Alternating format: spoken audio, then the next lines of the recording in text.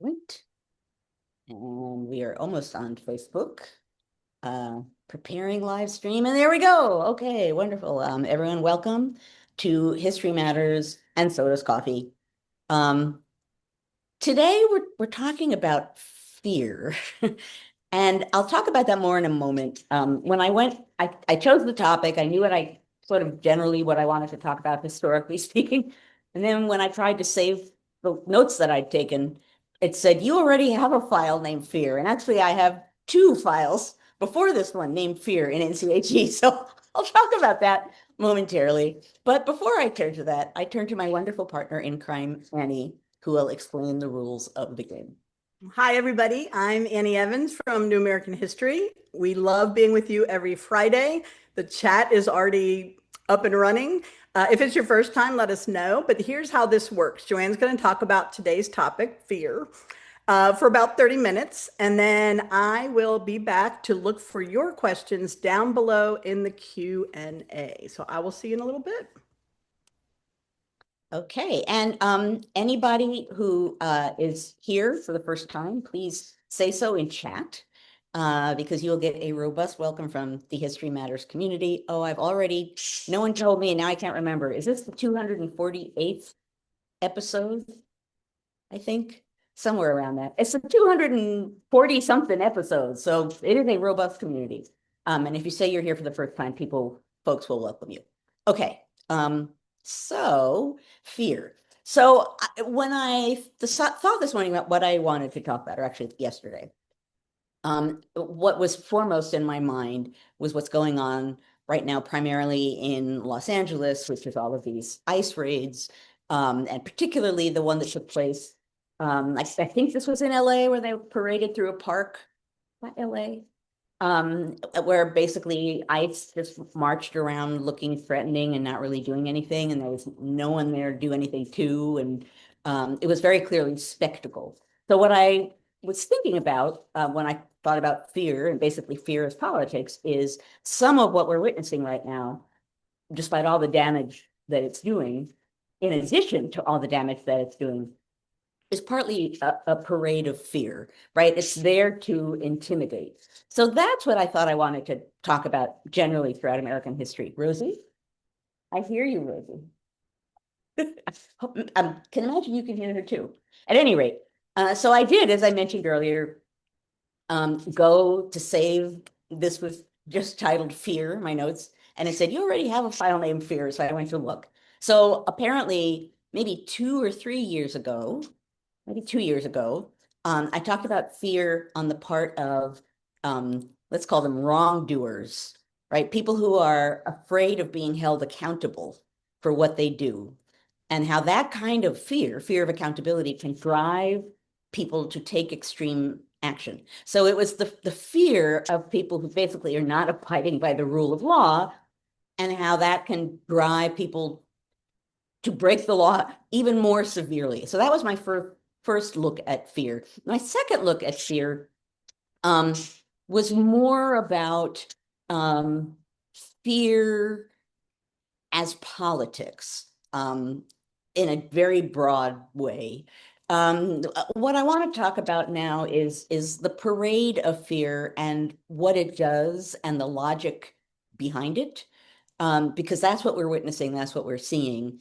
And as with so many other things that we've talked about over the years on History Matters, knowing what we're seeing when we're seeing it is important, and hopefully most of the time helpful.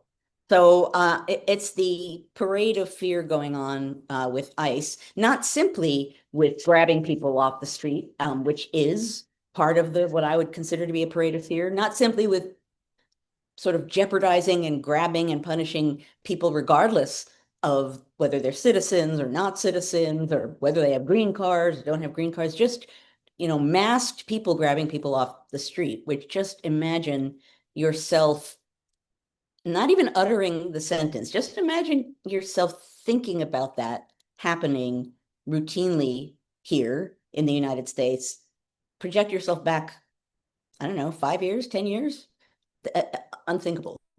But some of what is happening there is particularly for show to inspire fear, to inspire compliance, and to drive home the point. So even though it's immigrants or migrants or people whose skin does not happen to be white, who are being grabbed and used in this way, as to punish them, even if they clearly do not deserve punishment. The larger point is even larger than them, which is just driving home the idea that this regime can do damage to anyone.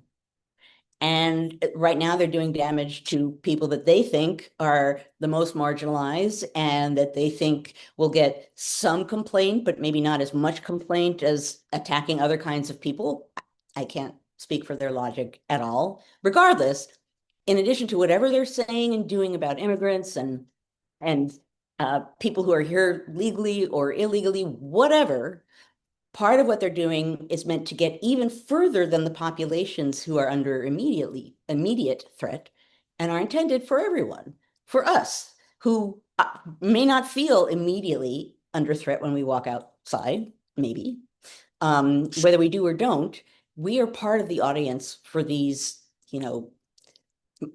they're parades of masked people doing bad things, deliberately bad things, doing things like leaving kids by roadsides, and all of we've seen, I'm sure most of us have seen in the headlines, a lot of the atrocities being committed right now, with this idea being that somehow something's being protected. And really it's just driving a point home.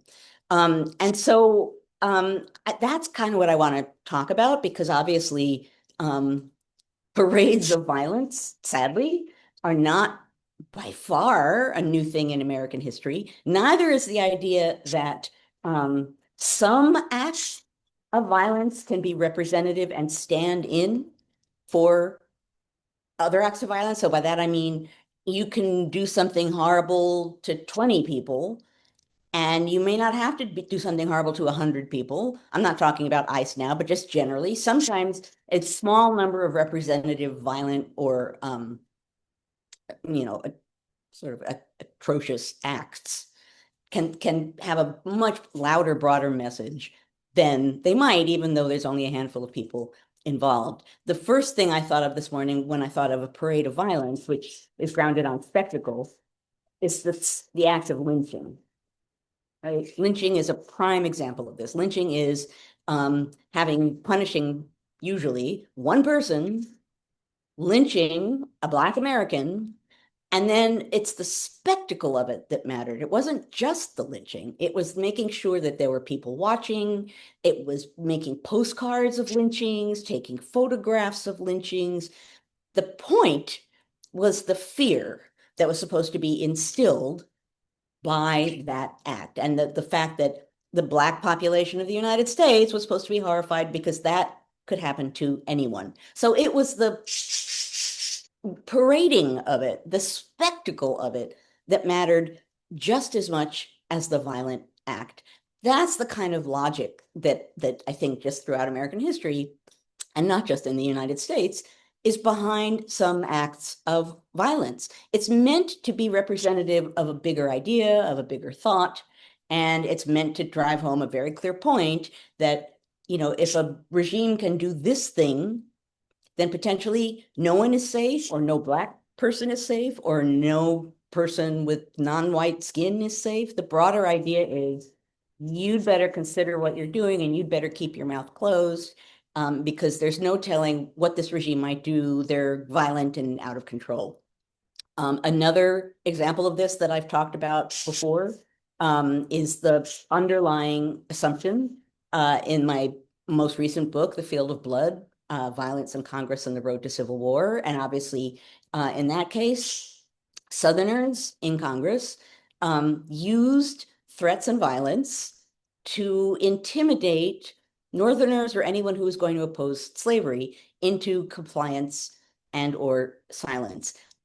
They didn't, when I first began talking about this project and someone said, well, how many violent episodes are there per Congress? And I said, I don't know. Maybe every Congress has, every session has a handful. I'm not sure. This was early in the project. And the historian who asked me the question said, well, That's not a big deal.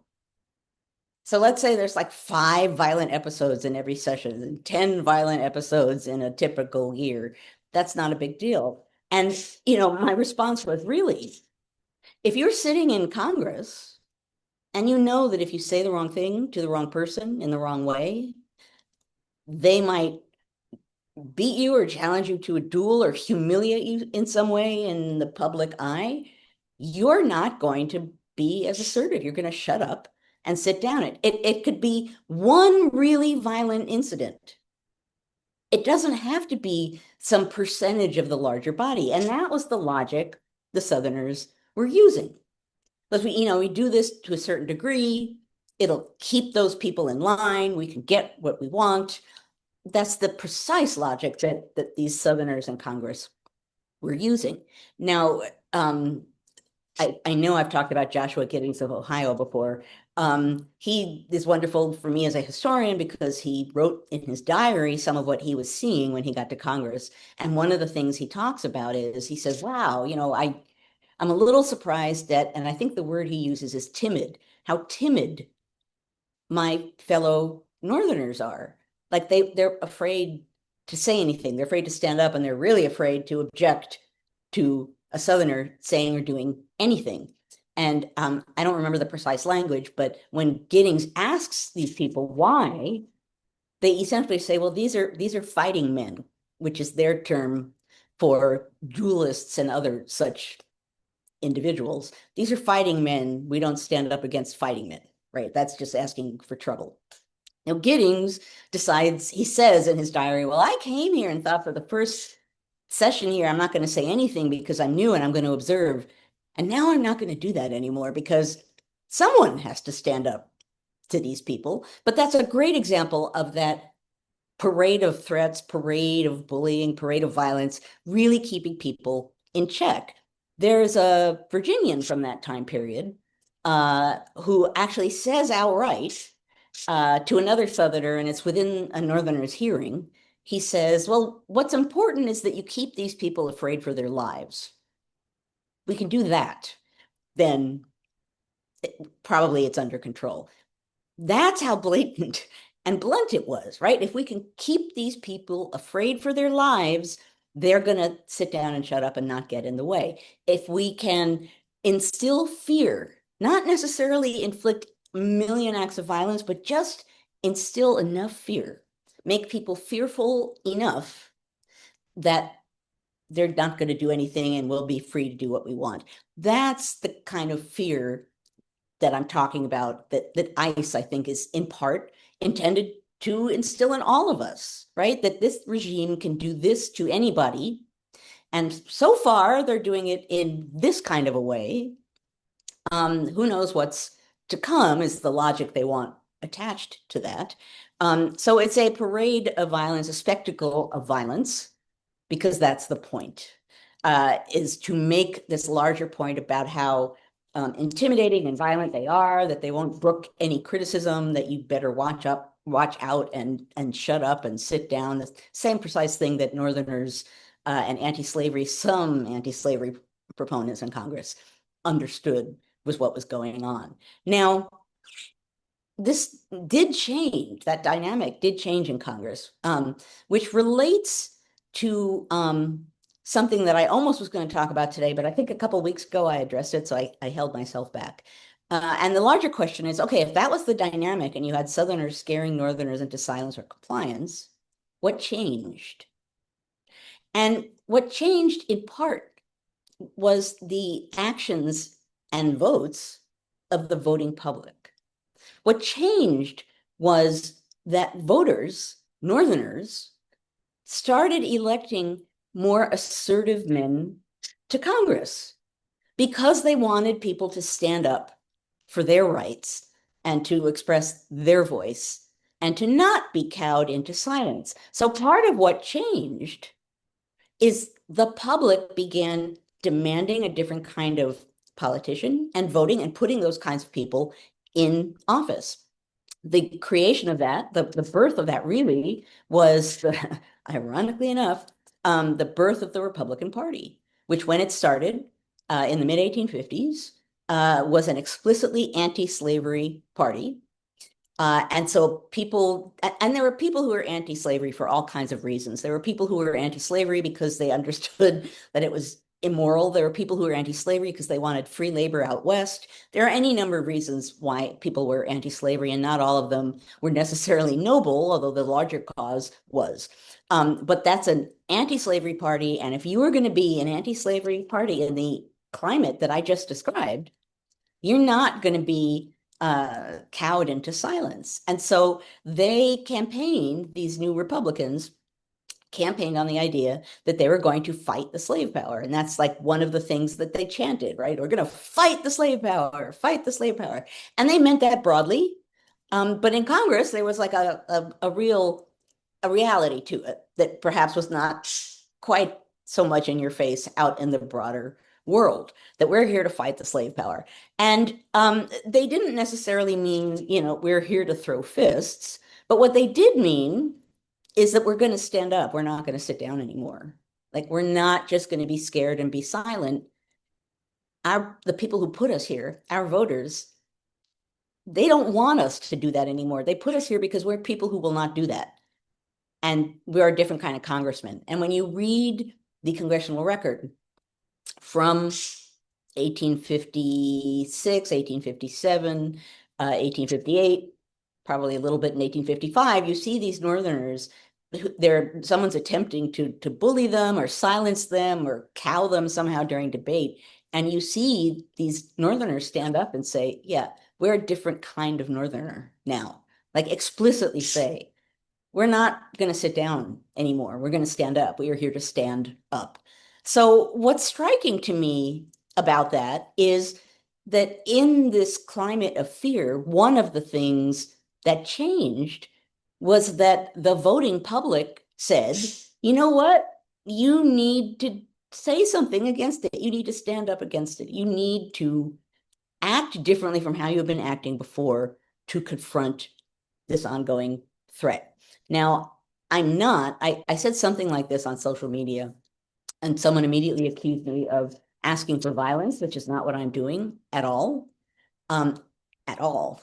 I am simply saying that we, the people, have the power to support people, to give office to people, to stand behind people, to defend people who are willing to stand up for things like, oh, I don't know, the rule of law, the accountability of people who have political power, the fact that everyone deserves free and fair elections, the basic things that many moons ago, when I first began talking about what fundamentally made a democratic form of governance, those were some of the things, right? The rule of law, free and fair elections, the accountability of people with power to the people who give them the power. So part of why I'm talking about this right now is that we, and I understand, like, fundamentally, I'm going to be talking about this later on a podcast, and I fundamentally understand that when someone like me stands up and says, like, we the people have power, we the people can stand up, and that the obvious question is, okay, yeah, so what do we do? And I don't have the poof, this is a different kind of poof, not a good poof, different kind of, I don't have the ultimate response that I can say, this is what we need to do precisely. But what I can say is that we need to be loud about what we see, particularly given that some of what we're seeing is for effect, right? We need to call out what we're seeing for what it is. We need to be loud about it whenever possible. We need to talk about it in our own communities. We need to discuss the threat and what it means. We need to cast light on it. We can't let it lurk in the shadows, because if we know it's there and we let it lurk in the shadows, in a sense, we're allowing it to become normalized. And we know how abnormal this is, right? Which is not to say all of the ways in which versions of this have happened in US history. But what we see now is a regime, an administration that has just been given a gazillion dollars to do more of this as a policy. as a mode of conducting itself. This is different turf on a different scale than we've seen before. Not the first time that the government has decided to turn its forces against a people to exterminate them, Native Americans, to silence them, any number of examples that we could, as a group, sit here and discuss. But the difference is when an administration defines itself by that and is basically, as they're doing that, quashing all of the ways in which typically the political system would allow people to respond and express their feelings about what's going on. There are a lot of ways in which we're in a perfect storm of badness right now. But my larger point here is we can't turn our backs on what's going on and ignore it. We have to find out, we have to talk to people, we have to think of all the ways in which we, the people, can express our power, because the fact of the matter is, as much as it doesn't feel like it, and I understand that as well as anyone, as much as it may not feel as though we have any power, we do. We do. When we come together, when we're loud and we come together, the public is a force.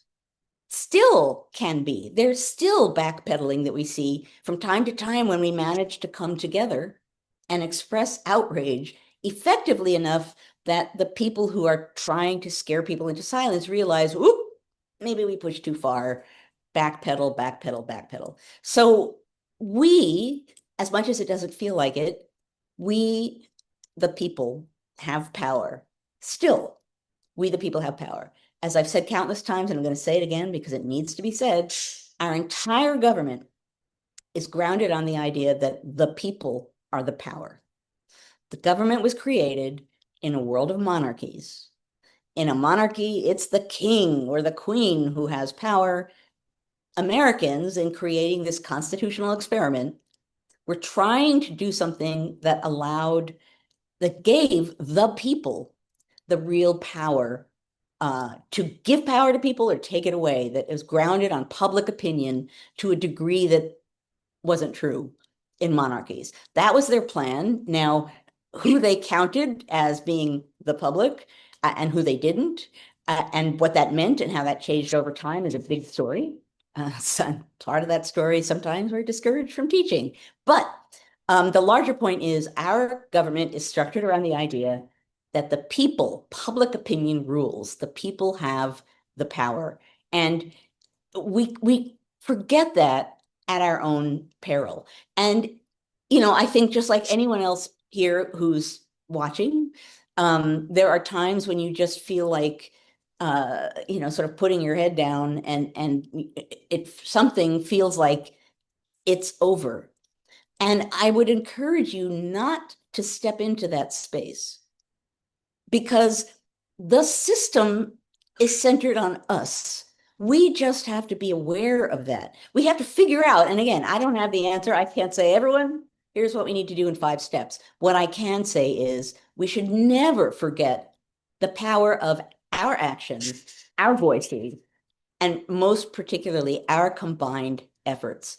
It matters. It matters. And however much you may be questioning that, I can promise you that matters. So that, I suppose, is the ultimate message I want in talking about fear, is the fact that we need to stand up to it. We need to understand that some of it is to silence us and that we should not be silenced. Okay. One last little point. It is worth noting that you tend to turn to force, brute force, when you know that the majority is against you. So as counterintuitive as it may seem, when a regime is being violent, it's a sign of weakness.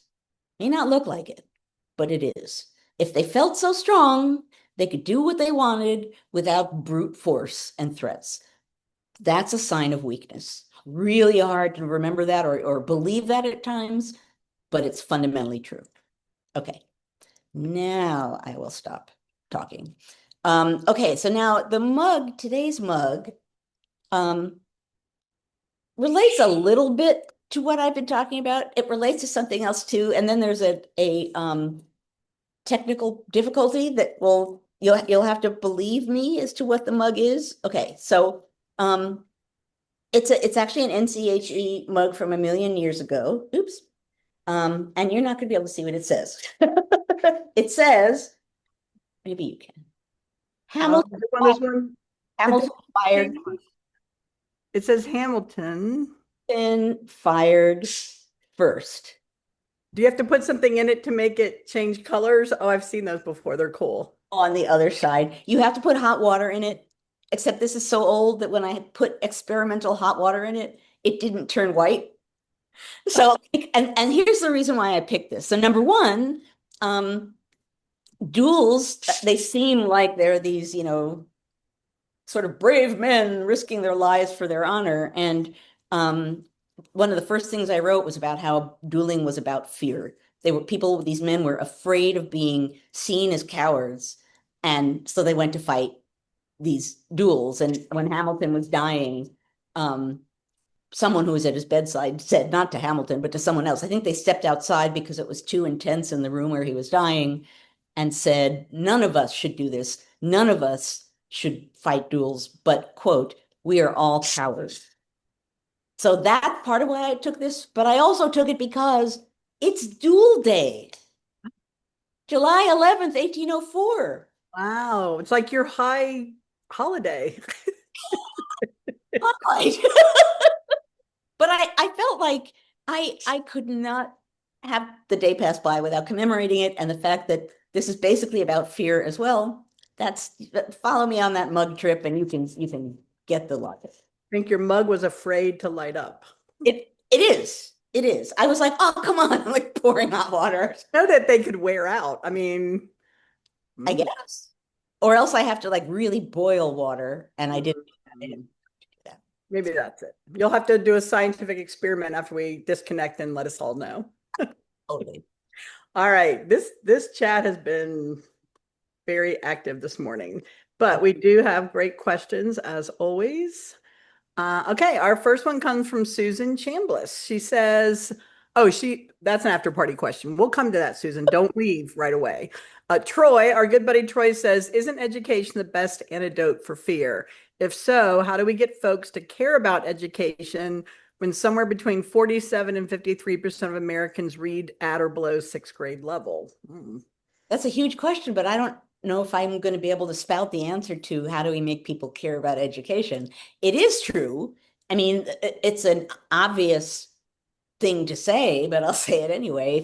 If you fundamentally understood what I ended with, that the government, how it works and that it's grounded on us, I think that would fundamentally make people think about the government and themselves and their power within it differently.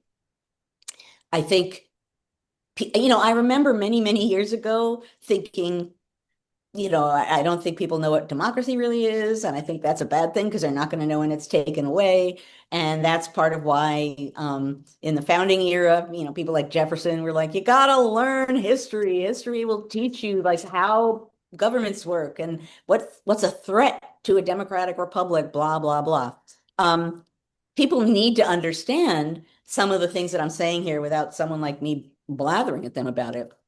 But what to do so that people want to learn, I do not have the answer to that. And even Annie, who is more focused on education, probably doesn't have an immediate answer to that, I would think. Yeah. And actually, Troy did fact check his data, and it looks like there's varying opinions. So it may not be quite that literacy rate, but the point is many people are not reading above a middle school level. And that does kind of check a lot of boxes, what we're hearing about reading in general. People just aren't reading. You're probably seeing it. All the college professor people I hang out with now tell me that the freshman survey course kids, like, you want me to read a whole book? What? I read several whole novels in my high school as a kid, and my nieces and nephews are bulking and having to read a chapter. I mean, it's ridiculous. But I do love the fact that Troy fact checked himself in the Q&A. That's just the kind of dedicated History Matters community member he is. All right. So Kathleen V, our good friend from the DC area, she says, it seems part of the reason why we are here is a lack of accountability. We've been talking about that in the chat. Has the ruling class in the US ever truly been held accountable for their actions? Well, I would say to greater and lesser degrees. I mean, there have been moments when they're not held accountable at all. Think Gilded Age, when it's like free for all. There have been moments when, at least to some degree, maybe they aren't being held accountable, but people who are not super elite were being, like, their rights are being protected, and in that and doing that, that's curtailing some of the free floating greed of some of the elite class. So, throughout history, um, it's been ebbing and flowing. But the fact of the matter is, some of you may know this cartoon, again, I believe from the Gilded Age, of these, big, huge, giant bankers sort of marching through the halls of Congress with all these little congressmen. And the idea being, and they're holding money bags, right? That's like an eternal dynamic in some way or another. So have the elite ever been totally cowed? No. But have they been held in check? Have they been held accountable in some ways? Yes. Now, some of that is the rule of law. Some of that is the rise of taxation. I see someone just says, there you go. The wealthiest paid a lot in taxes, right? There were a number of ways in which systems were instilled so that the elite had some form of economic, financial accountability and judicial accountability. So it has been there. It's not as though that's impossible, but I've been screaming this for years, right? If you do something like, oh, I don't know, try to overturn a presidential election by storming the Capitol, and you're not punished for that on a high level, I'm not even just talking about the people in the crowd, even though many of them now have been pardoned, but even before the pardons, when you can do that sort of thing or encourage that sort of thing and essentially never be held accountable. And not only that, but get elected president. Where is accountability? Who is being held accountable for what? Right? And accountability sounds like this ethereal, nebulous something that, what is it? Well, it is and it isn't, right? It's the simple fact that if you break the law, you think that maybe you'll get punished for it. You don't assume that you are above the law. You don't assume that you can do whatever you want because no one will ever dare hold you accountable. And in a democratic system of government, if you're given power and you abuse it, you're accountable to the people who gave you that power, and we can take that power away. Fundamental dynamic in a democratic form of government. So, as ethereal as it may sound, accountability is huge, and recent years have been a sort of great age of total lack of accountability in many, many ways. And I definitely do not have a solution to that, but that's a huge problem that may sound weird and nebulous, but that is actually very, very real, and we see the implications and repercussions of that every day.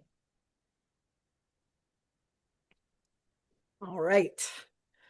The chat is on fire. I know, I'm trying to catch up too. So much. Okay, Oh, buddy Dave. I want to say one quick thing. I do want to say that, and this is a topic for a different time, the Supreme Court is not helping with accountability. No, they are not. That a Supreme Court that says that essentially a president is above the law, or that is sort of saying, yes, you can do this, it's not quite right, but go ahead and do it. That's not helping with accountability at all. No. So that's part of the, whatever, our trifecta of disaster right now with Congress. It's largely not standing up for what it should be doing, a Supreme Court that is also not fully standing up for what it should be doing, simply to defend and protect the basics, the rule of law that undergird our government, our nation, and then a president who doesn't really believe or want to be bound by anything. the trifecta of disaster here. But yeah, the Supreme Court, I'm not going to go on further on that. We are all thinking different things about the Supreme Court at this moment. Okay. John G. Brown Jackson isn't bowing down though, I will say. So, and here's the thing. She's speaking up. He is. She's speaking up. He And is. that matters, right? I mean, that's a person with power who is saying point blank, right? This is wrong. Why are you doing this now? Explain to me why you're doing this now. Here's what it will do. What is your logic? She's very blunt about it, as a Supreme Court, as a judge in the Supreme Court can be, right? They're there for life. They're in good behavior. They're people who are supposed to be able to voice themselves that way. And she is really using her forum, She really is. things that need to be said bluntly. And it matters because then we see someone with power say it. So it's not us sitting at home going, hey, wait a minute, right? It's someone with power, with a lot of power, saying, no, don't forget the fact that this isn't right. And I'm saying that from way up here so that everybody can listen to what I'm saying. That sometimes one voice can be really loud, and that's an example of that. Yeah. All right. Our good buddy Dave says, what is the legal and or historical precedent in America for armed masked people who fail to identify themselves as law enforcement, like we've seen with the ICE agents, literally grabbing people off the street, placing them in detention without due process? Should not the masked and armed people be afraid of being arrested themselves? The U.S. is not being invaded as far as I know. No, correct. So, and there's a bunch of things there. Number one is some of what we're seeing now is premised on the idea that somehow the United States is under invasion, which we are not. Even if you want to stretch that as far as you can stretch it and say, oh no, there are all of these people coming from other countries who are criminals and we're just getting them. Well, apparently not, because that's not who's being grabbed. These are people who largely do not have any criminal record at all. So there isn't a threat that extreme measures can be taken, right? There have been moments when extreme measures have been taken. Just think about Japanese internment camps, not that people are being grabbed off the street. That was actually big in public, but still, the idea being, or the alien acts of the late 1790s, right? Whoop. Okay, all aliens need to register. We need to know who you are. And depending on who you are, you might need to leave now, right? So there have been all kinds of moments where people have been, who are supposedly not American enough have been punished or booted. There have been, what is the Ku Klux Klan, but guys wearing masks committing acts of terrorism, right? So people doing things, generally speaking, masked, so that, and the logic of that, right? Because they don't want to be publicly responsible for what they're doing because they know it's wrong. At any rate, parts of this are certainly not new, but now the fact that we have masked people, some of them ICE agents, some of them just people who bought costumes, some of them maybe police, some of them maybe military. We have this whole sort of shadow cluster of masked, uniformed people. And because we don't know what is what or who is who, we can't effectively say, wait a minute, you're police, you can't do this, or you're ICE, you can't do this. By masking themselves, they're not only holding themselves not personally accountable, but they're removing from the people who they're acting against the power to object efficiently because they don't know who they're being grabbed by, right? If I walk out of here, my apartment building, and I get grabbed by a masked person, am I being kidnapped by just a criminal? Am I being punished by ICE because I stand here and I say things that are bold and are they like, we got to get Freeman? Okay. Are the police accusing me of a crime and I don't know what it is and I can't, who knows? None of us would know. That idea that a masked person can just grab you, and that the basic rule of law, that the idea of due process, that you deserve the right to say, what are you accusing me of? I did not do this, and I can prove it, which sounds like the most basic thing in the world. The fact that that is being taken away in this whole grabbing people off the street process is terrifying, because you're given, basically, you can be grabbed and denied any opportunity to respond, and you don't know who you're responding to. That's the most disempowering thing. And it's a deliberate disempowering thing, which gets back to where I started. Parade of fear. Right? Any of us seeing people with some kind of vague police-ish, military-ish uniform with a mask, we're not going to know if that person is just a random person who bought something on Amazon or an actual official. So there have been times when this practice has been engaged in. As far as it being endorsed by an administration, and then court orders being ignored to address the situation, um, again, aspects of what we're seeing aren't new. The cluster of them all together being deployed in this deliberate way by a presidential administration, that's, as a historian, I never want to say new ground, but this is pretty damn distinctive as far as the moment that we're in, and the ways in which bit by bit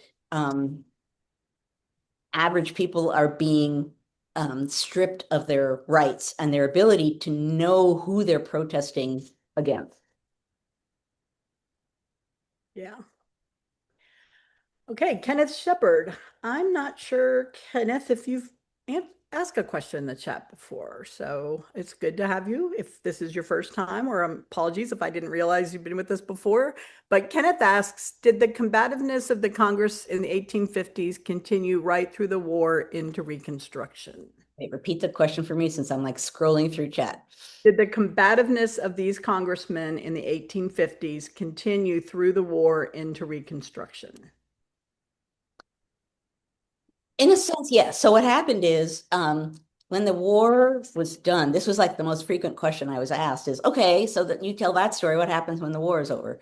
And what happened is that these Republicans, these Northern congressmen, now not only did they come in and say we're fighting the slave power, they beat the slave power, right, in the war. So they came back actually not even necessarily feeling that they had to be aggressive in that way. They assumed, for obvious reasons, that the South was beneath them, that their Southern colleagues, that they didn't have to do what they used to have to do, because these Southerners, there's an instance in the Senate, I think, where a Southerner, when they're debating, what Southern states get admitted back into the Union or not, and a Southerner stands up and insults somebody and does what they would have done, in 1851.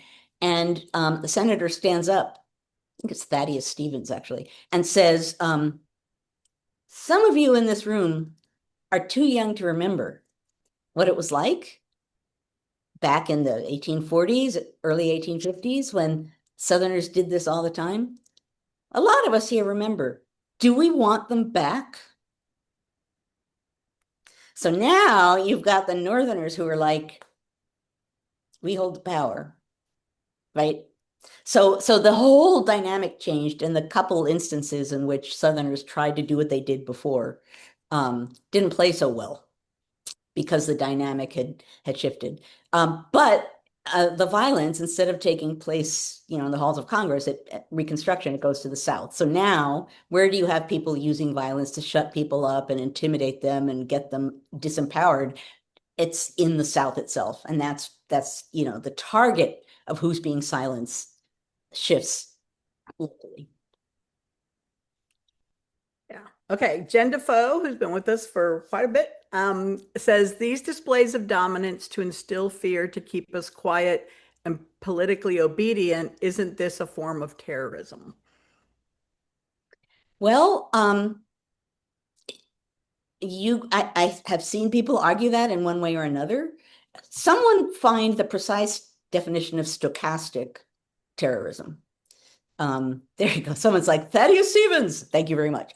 I enjoyed studying Thaddeus Stevens. Someone put up because it will be at this moment important to see not my definition, but a definition of stochastic terrorism. Because terrorism can mean many different things, and I think a lot of people assume terrorism is mass people from other countries or mass people from, there you go. Stochastic terrorism is the public use of mass communication to incite violence from others, particularly when the inciter can plausibly, thank you, deny responsibility, using inflammatory rhetoric against specific individuals, blah, blah, blah, blah. Okay, so there you go. That stochastic terrorism is some of what I'm talking about here. That if you're trying to make people afraid and you're doing it in a systematized way right here, and it enables you to deny responsibility for whatever happens, that's a form of terrorism. So if you look at this broader idea of what terrorism is, then yeah, that's a form of terrorism. It has a broad definition, it has specific definitions, and I would encourage you to do whenever I write about it or talk about it, the first thing I do is go to a variety of different agencies, government agencies, legal agencies, to see what working definition they have. Because, words change in their meaning over time, and we're in such a live moment for this, that's the best way to know how to define it. But I would say yes, if masked people are trying to terrify you into being silent, that is a kind of terrorism. It's like, the first instance, which I can think of that I've seen, of seeing an American use the word terrorism is like 1809, 1810. It's in the 18 teens, I believe. And John Adams uses it. John Adams and Jefferson writing to each other when they're both ex-presidents, these wonderful long letters. And Jefferson always has this sort of, oh, things change, or revolution of sentiment, the revolution of 1800. And he's always so sunny. And Adams is like, yeah, right. It's just this happy little sunny revolution. He says, I remember what it was like. And he describes fighting in the streets, and he describes telling the people who work with him in the building that he's in to go and get arms and weapons in case they get attacked and whatever. It's like he makes it clear that this was a really scary moment, and he describes it in great detail. And then he says, and this is a direct quote, "What think you of terrorism, Mr. Jefferson?" And that stays with me, right? Because that is what he's describing, is what's all of this stuff going on, trying to scare to Adams, the Federalists in power, trying to make them fearful. And to Adams, he experienced that as terrorism. Now that's in the age of the French Terror. So that's a different kind of terrorism, but it's a word and an idea that goes all the way back. Yeah. All right. Scott, I don't know which Scott, it just says Scott. We have a few people named Scott over the years. So Scott, whichever one you are, this is your question. He says, do you regard the events of January 6, 2021 as a prelude to the current events? In some ways, yeah, I do. There have been a handful of moments, I can think of two right now, in which I thought, well, that something just changed there, and we're not going back. Whatever we come away with, wherever we go in the future, this has fundamentally changed something. And January 6th was that. Just the disbelief at watching it happen, the disbelief at watching the response or the lack of response, the entire thing. I'm sure this is true for many of you. I will never forget what that felt like, watching that and understanding what we were seeing. So yes, I think that was a test of the rule of law. I think that was a test of accountability. I think that was a test of our political system. I think that was a test of Congress and what kind of authority they were going to assert. I think that was a test of a lot of things.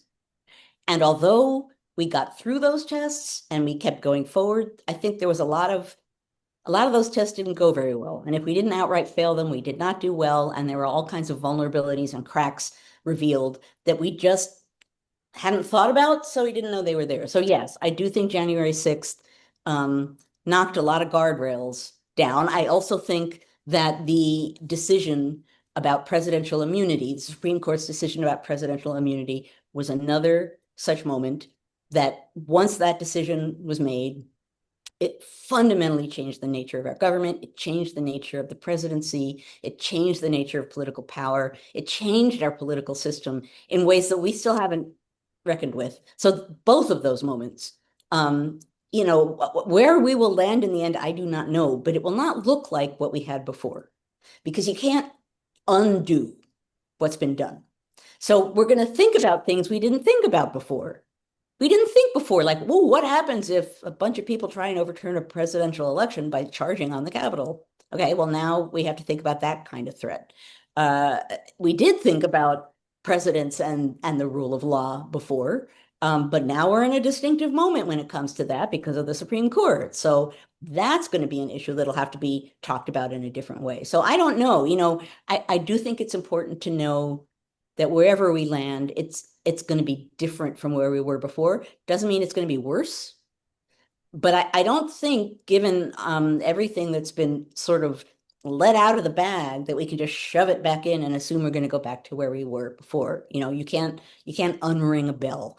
And so I'm not saying that to sound, you know, threatening or to sound like it's going to be horrible, but I think we need to be open to the fact down the road, if we continue to push back and speak up and do what we need to do to not normalize what's going on, we're going to have to be open to thinking about new ways of doing things that address better, generally speaking, where our country is at that moment. You know, it's the same conversation. I think I talked about this a couple of weeks ago, where there are members of the leaders of the Democratic Party who are willing to practice a much bolder, more abrasive form of politics than others. And some are being more institutional, and some are really kind of like my Republicans in the 1850s, standing up and pushing back. And, you know, we're at a moment where that matters a lot. Down the road, we may be at a point where there's, you know, maybe abrasive wins the day for a while. I don't know. Maybe we don't need it and we can go back to relying on institutions. But basically, we're living at a moment when national institutions of all kind are being eroded. So I don't mean to be like doom, doom, doom, you know, but I do think we should, for the good of ourselves and our country, be open to the fact that guardrails and ways of protecting the rule of law and ways of protecting political accountability, we may come up with new effective ways of doing that, and we should be open to consider different possibilities, not illegal possibilities, not violent possibilities, but different ways or different logic for some of how we've been operating and some of the things that we have taken for granted as norms. And that's been part of what recent years have shown as well, right? Norms are just assumptions, and someone can violate a norm, and if it isn't illegal, sometimes there's not a lot you can do about it. That was a really early realization on my part too, was the degree to which during Trump's first term, his first presidency, there were norm after norm after norm being violated, and some of them weren't important, but they were clearly being violated, things that we had always assumed happened, and then suddenly they didn't, and it was like, wait, there's absolutely nothing really we could do about it, because the fact that they didn't happen before had to do with assumptions people had about power and the presidency and democracy. So I'm talking a lot today. I'm sorry. I didn't realize I would be like up on my soapbox for this entire hour. Fired up. You're fired up. We have, as usual, at least 7 more questions. We're not going to get to all of them. But we do have a teacher that I know personally in the chat with a good question. She's asking how we can encourage teachers to stand up to the fear because so many of her colleagues are terrified. And I will preface it with, She's in the county south of the city of Richmond, which is a white flight, traditionally white flight, historically area. They used to have a pretty balanced school board and fairly supportive parents. And in recent years, like many others in Virginia, it's gone pretty far right. And so it has been a pretty alarming change there. And in parts of the Shenandoah Valley that used to be near colleges, like where I went, and they used to have pretty balanced, and it's gotten pretty rough. So, Before I say anything, I actually want to hear what you have to say about that, Annie. What? well, one thing I have said is I was in a similar area, but only a portion of the county where I used to teach. And we found that when we weren't allowed to say certain things for fear of losing our job, if you could find some very vocal allied parents, now that's not always the case. And, it may be that they don't have enough of those, but I will say, for example, when they tried to whitewash our state standards, that went very public. It was covered by CNN. People around the country were emailing us saying, how the heck did you guys do that? Because we ended up with fairly decent, most of what we wanted back was put back in eventually. And the way we did that was we harnessed a lot of parent power, and we also got a lot of history professors like Dr. Ayers to step up and come to every single meeting. But the other thing is kids came to those meetings and stood up and said, this isn't right. We don't want to learn half truths. We don't want to learn factually incorrect facts to pass your stupid test anymore.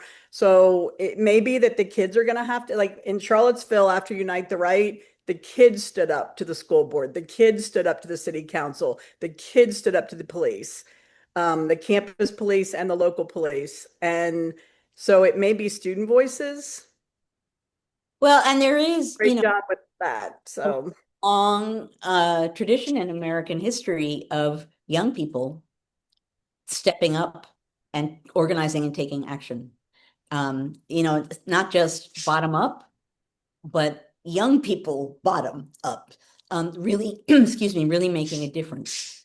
So that idea that young people can step in, and particularly in an education or school environment, that students can do that, there's historical precedent for that idea, and that there's a real power to that, because all of the fake oh, we're harming our children by doing X, Y, and Z. If the children can say, we actually want to learn the truth, yeah. it makes it harder to pretend as though somehow or other you're protecting something when the people who are the victims of that protection are in the room and can talk about it. And yeah, that's a population that is not going to be able to be targeted in the same way that educators can. So that's smart. That's one smart way to address it for sure. Okay, it's a little after 11. We still have like 6 questions. There's no way we're going to get to all of those. And Claire has to leave right 11:30 today. She has Okay. an appointment. I have to get to the airport. So maybe So she can what I would say keep email. questions, since everyone has deadlines, keep the questions. Send, if Claire, if you could send me the leftover questions, and I'll consider them on figuring out what to do next week. And so then you can leave at 11:30 and you can leave when you need to leave, and we can still have an after party, because last week I'm still trying to figure out what the heck YouTube channels, and I'm figuring it out. And Well, at the conference I'm going to, I'm going to ask them, I'm going to ask around and see like what other options for that sort of thing. yeah, that would be good. But right, I'm not going to surrender the after party. Just figuring it out is all. So okay, let me explain what's going to happen now. After party, after party. Some of you are like, question marks? CC says we need the after party. Yes, I understand that. So here's what's going to happen right now is that we're going to stop recording our conversation so that we can be even freer and easier with our conversation and talk about whatever we want to talk about. If you beamed in here through the NCHE website, just stay right where you are, and poof, you will be in the after party. If you are watching on Facebook, you need to leave Facebook and go to ncheteach.org/conversations. That's ncheteach.org/conversations. And then you too, poof, will be in the after party. As ever, I want to thank all of you for being here and taking part in this conversation, which for all of the reasons I talked about today, they really matter. The fact that it happens, even regardless of what we say, the fact that we do this week after week, and engage with each other in this way and really rip at what's going on to understand it, that matters. So thank you for being here. Thank you to NCHE and Jessica and Claire and John and Annie, for my partner in crime, for making this possible week after week. I hope everybody will, if you can, try to stay a little cool. I know in some places it's really, really, really hot. Be safe. Uh, we will be back again next Friday. Oh, and I will mention briefly here and can talk about it more another time. In coming weeks at some point, this will be switching to my YouTube channel. We're figuring out the details. Last week was a test. And I'll be saying in a variety of different places, like here, now we've made the switch, but just so you know, that's coming down the pike. And so what do they say? Watch this space. Everybody have a wonderful, wonderful week, and we will see you in a week. Yep.